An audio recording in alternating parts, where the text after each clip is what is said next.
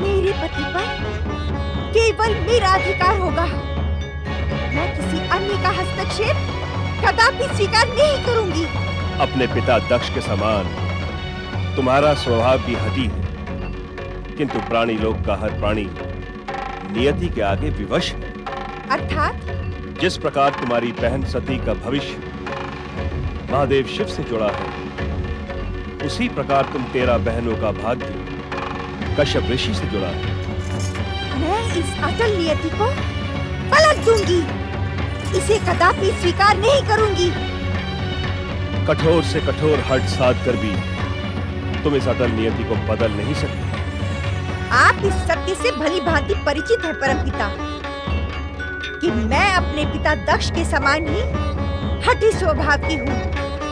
नियंता की नियति को मैं अपने हाथ से बदलने पर विवश न कर दूं, तो मेरा नाम भी दक्ष पुत्री दिति नहीं है।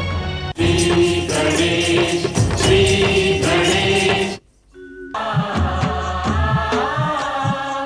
मैं भक्ति हूँ, प्रभु कृपा का मार्ग सुलभ करवाने वाली भक्ति। मैं पूजा हूँ, प्राणी मात्र को नवजीवन की प्रेरणा देने वाली पूजा। ब्रह्मदेव के अभिमान से उनके मानस पुत्र अहंकारी दक्ष का विस्फोट के साथ जन्म होता है। शिव के पश्चात श्री महागणेश ने शक्ति माता को मानवीय अवतार के लिए प्रतीक्षा करने को कहा। ब्रह्मदेव की भविष्यवाणी के अनुसार दक्ष अनेक कन्याओं के पिता बने। दक्ष कन्याओं में प्रमुख थी दिति, अदिति और शिव संगिनी राजकुमारी सती।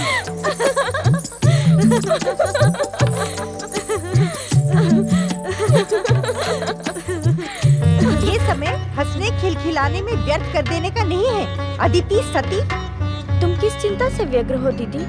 क्या तुम उस चिंता से परिचित नहीं? नहीं दीदी। और सती, तुम? मैं भला आपकी चिंता कैसे जान सकती हूँ दीदी? ये चिंता मेरी नहीं है, हम सबकी है। अर्थात तुम उस समाचार से अनभिज्ञ तो नहीं कि पिताश्री हमारे विवाह का विचार कर रहे हैं?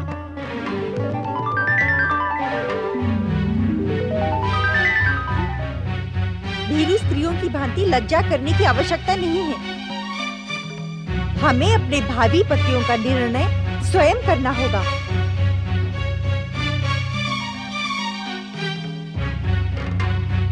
आप उचित नहीं कह रही हैं दीदी। क्या कहने की इच्छुक हो तुम अदिति?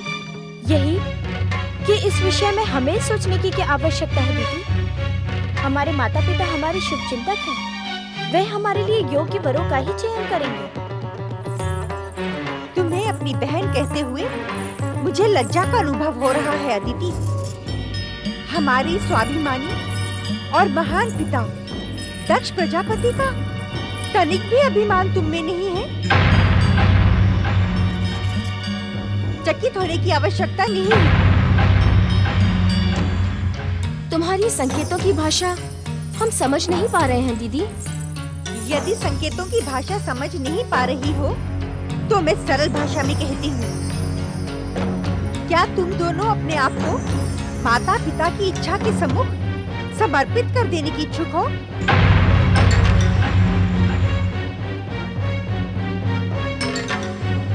परंपरा तो ऐसी ही है दीदी। परंपरा? हम दक्ष प्रजापति की पुत्रियां हैं। ये पृथ्वीलोक हमारी संपत्ति है। सामाजिक परंपराएं हमें निर्णय लेने के लिए बाध्य नहीं कर सकती। किंतु क्या भविष्य तुम्हारे निर्णय को अनुचित नहीं कहेगा?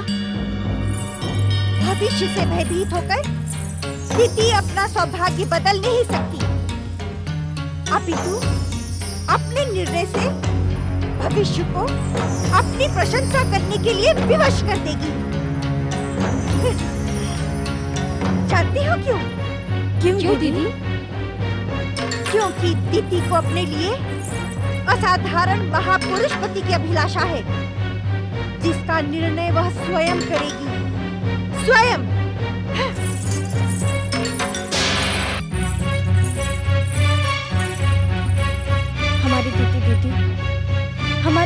के समान ही अहंकारी हैं। उन्हें अपना कठोर स्वभाव बदलना ही होगा। स्वभाव तो परिस्थितियों के कारण जन्म लेते हैं दीदी। दीदी हम सब बहनों में ज्येष्ठ हैं। उनके जन्म के समय हमारे पिताश्री में अहंकार और प्रतिशोध की भावना अत्यधिक थी। तुम सत्य कह रही हो सती। परिस्थिति अनुकूल होने और हम सबके जन्म के कारण पिताश्री का स्वभाव अब पहले जैसा नहीं रहा, जिसका प्रभाव हम सब पर पड़ा। एक बात पूछूं सती? पूछो ना दीदी। सत्य कहेगी? असत्य क्या होता है ये तो तुम्हारी बहन जानती भी नहीं दीदी। पति के विषय में तेरा क्या विचार है सती?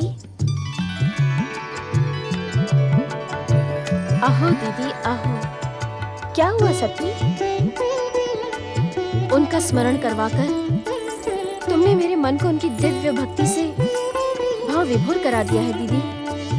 आहो दीदी आहो। उनका स्मरण करवाने के कारण मैं तुम्हारी ऋणी हो गई हूँ। किंतु वे हैं कौन? जन्म जन्मांतर से मुझे आश्रय प्रदान करने वाले मेरे पति परमेश्वर महादेव शिव हैं दीदी। उनके अतिरिक्त मैं किसी और के विषय में विचार भी नहीं कर सकती। किंतु माता पिता ने इसके विपरीत निर्णय लिया तो? निश्चिंत रहो दीदी। श्री महागणेश की लीला और महादेव शिव की इच्छा के कारण माता पिता महादेव को ही मेरा कन्यादान करने के लिए विवश हो जाएंगे।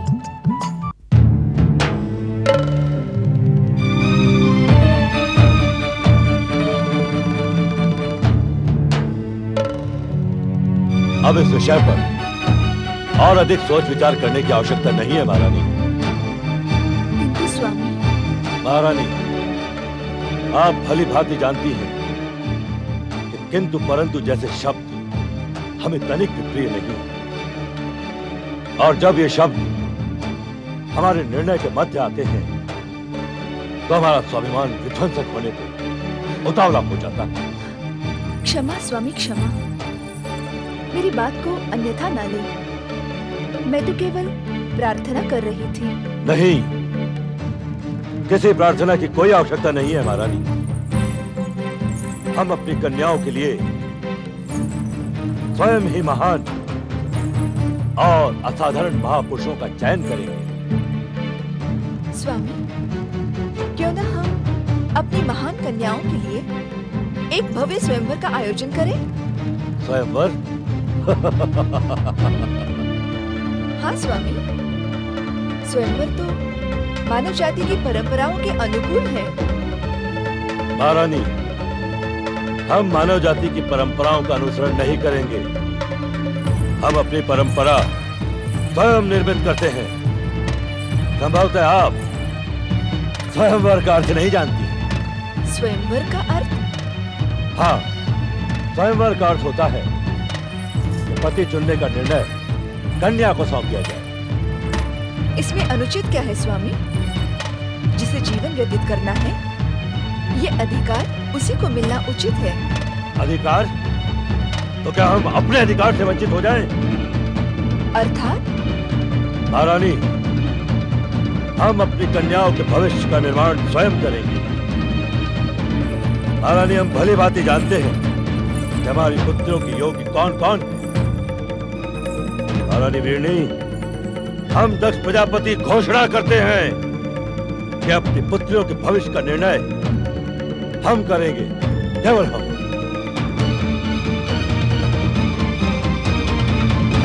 पुत्र दक्ष। रामदेव, आप इस समय यहाँ? पुत्र, तुम्हें चिंतामुक्त करने के उद्देश्य से ही मैं यहाँ प्रकट हुआ हूँ। चिंता? दक्ष प्रजापति को चिंता? इस पृथ्वीलोक के एकमात्र प्रजापति दक्ष प्रजापति को चिंता? रामदेव, जिस दिन चिंता को अपने अस्तित्व से मोह समाप्त हो जाएगा, उस दिन उस दिन वो दक्ष प्रजापति की ओर आंख उठाकर देखने का भी तो साहस करेगी।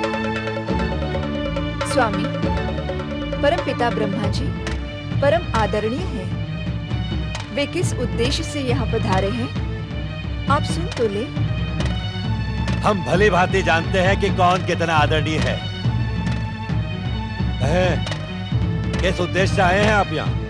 पुत्र दक्ष, तुम्हारी पुत्री और हमारी पौत्री प्रिय सती का विवाह महादेव शिव से पूर्व निश्चित है।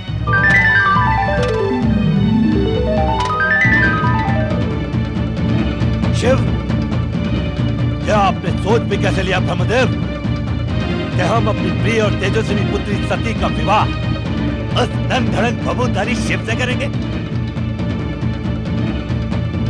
असंभव।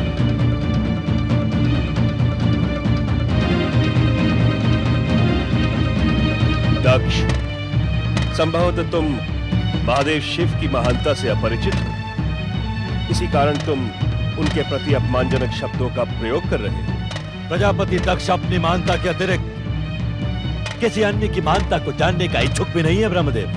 तुम्हें परामर्श देना हमारा कर्तव्य था। आपको परामर्श देने के लिए हमने आमंत्रित नहीं किया था। तुम आमंत्रित करो अथवा ना करो, किंतु ब्रह्म वाक्य अटल है। तुम्हारी पुत्री सती शिव संगिनी शक्ति का मानवीय अवतार है।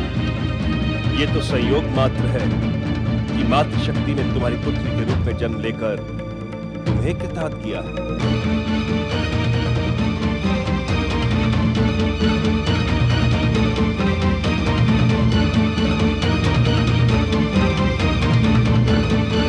हमारी पुत्री के रूप में जन्म लेकर शक्ति रूपी सती हमारा आदेश मानने को विवश है ब्रह्मदेव।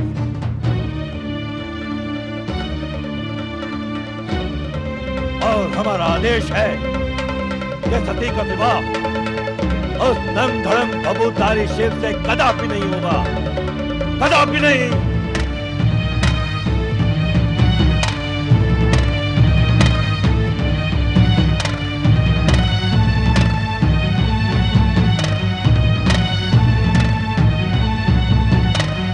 तुम्हारी इच्छा मात्र से सृष्टि का अटल सत्य और ब्रह्म वाक्य बदल नहीं सकता पुत्र दक्ष।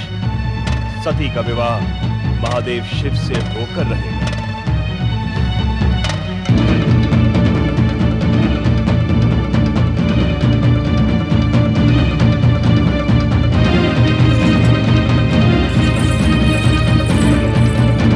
असंभव। पिताश्री के दृढ़ निश्चय से तो ऐसा प्रतीत होता है कि वे तुम्हारी मनोकामना किसी भी मूल्य पर पूर्ण नहीं होने देंगे। पिताश्री के निर्णय से अधिक प्रभावी होगी शिव इच्छा। पिताश्री कुछ भी कर लें, परंतु सती का आश्रय शिव के अतिरिक्त अन्य कोई भी नहीं हो सकता।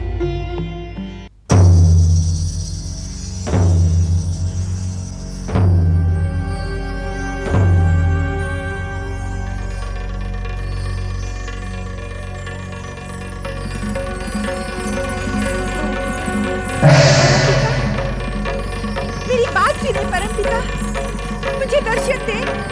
परमपिता, मेरी बात सुनिए, मुझे दर्शन दे। परमपिता, मुझे आपसे कुछ कहना है। परमपिता, दर्शन दे। प्रणाम परमपिता। अखंड सौभाग्यवती भव पुत्री। तुम मुझे इस प्रकार क्यों पुकार रही थी पुत्री दीदी? इस प्रकार मेरी उपेक्षा क्यों परमपिता? आप मेरे साथ ऐसा अन्याय क्यों कर रहे हैं? उपेक्षा? अन्याय? मैं कुछ समझा नहीं पुत्री। आप तो हर मन की बात जानते हैं परमपिता। मैं दक्ष प्रजापति की ज्येष्ठ पुत्री और आपकी ज्येष्ठ पौत्री हूँ, किंतु आपने मेरी उपेक्षा करके मेरी छोटी बहन सती की विवाह संबंध की घोषणा कर दी, जबकि दक्ष कन्याओं में विवाह का प्रथम अधिकार मेरा है। पुत्री दीदी, हर किसी के भविष्य का कथन करना उचित नहीं होता। इससे भ्रम उत्पन्न होता है। नहीं परमपिता, अब मुझे भी मेरे भावी पति के विषय में बताएं।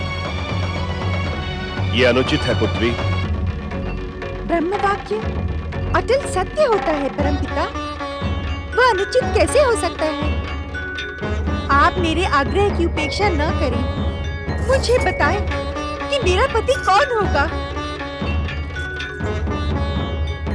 तुम्हारा ही नहीं, अदिति आदि प्रजापति दक्ष की कुल 13 कन्याओं का विवाह कश्यप ऋषि के साथ होगा।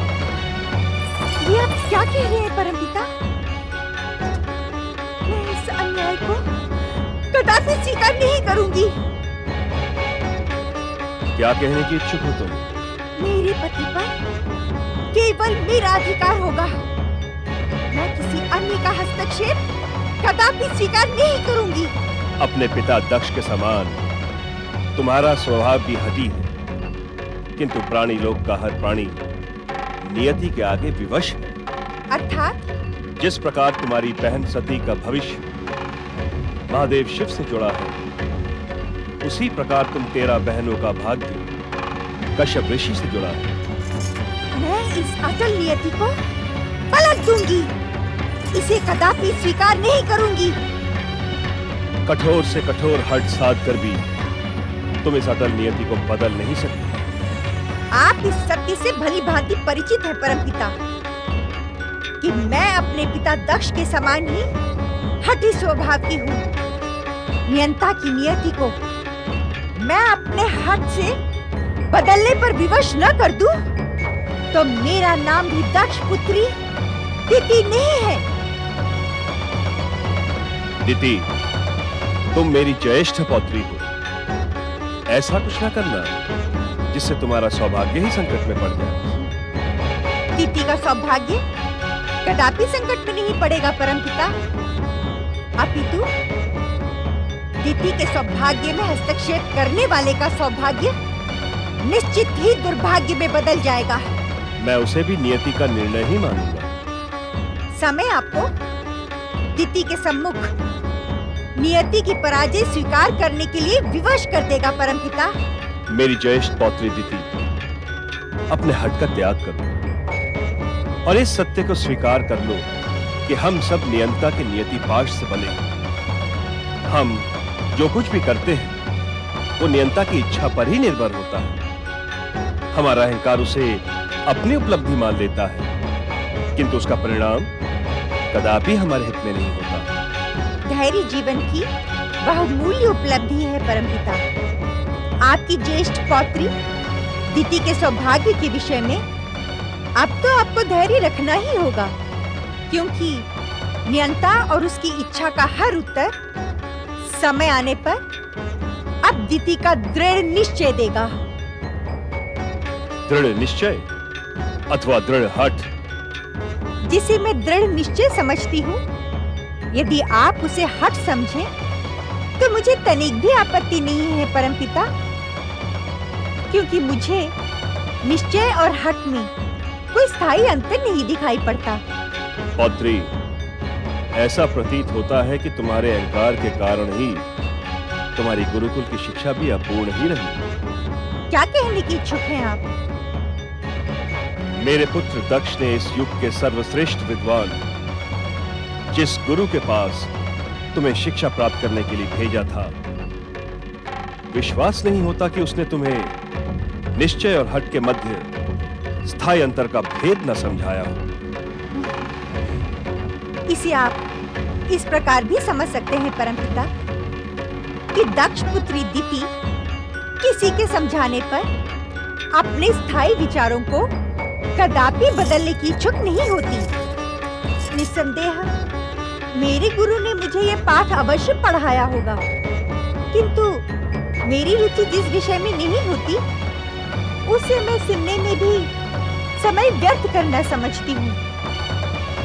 ऐसी स्थिति में ना तो मैं तुम्हारी कोई सहायता कर सकता हूँ और ना ही किसी प्रकार का परामर्श दे सकता हूँ। हाँ, तुम्हारे और नियति के संघर्ष को अब मैं देखूंगा अवश्य।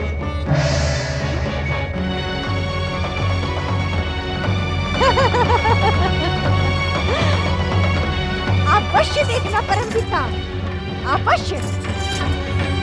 नीति और नियति के रोमांचक संघर्ष में अब विजय तिथि की ही होगी, तिथि की।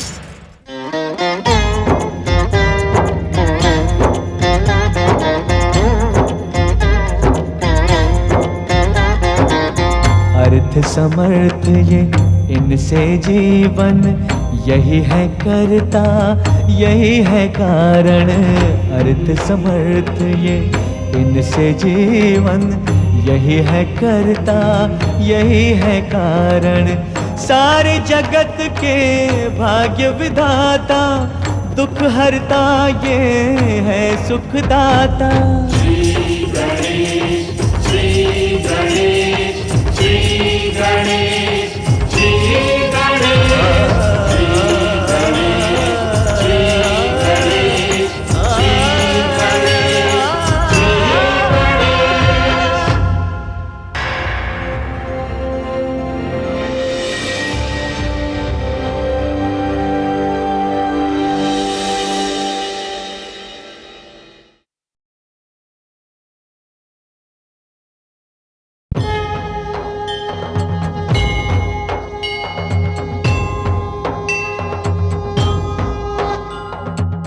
मंगल करता अंतर्यामी, रिद्धि सिद्धि के ये है स्वामी। मंगल करता अंतर्यामी, रिद्धि सिद्धि के ये है स्वामी। प्रथम पूज्य है परम देव है, सबके मिटाए कष्ट कलेश। श्री गणेश श्री गणेश श्री गणेश श्री गणेश श्री गणेश श्री गणेश श्री गणेश श्री गणेश।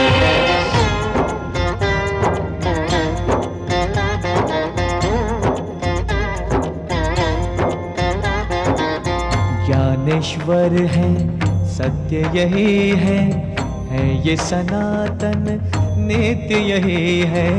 ज्ञानेश्वर है सत्य यही है ये सनातन नित्य यही है। समय की सीमा श्री गणेश है, अंत आरंभ व मध्य यही है। श्री गणेश श्री गणेश श्री गणेश श्री गणेश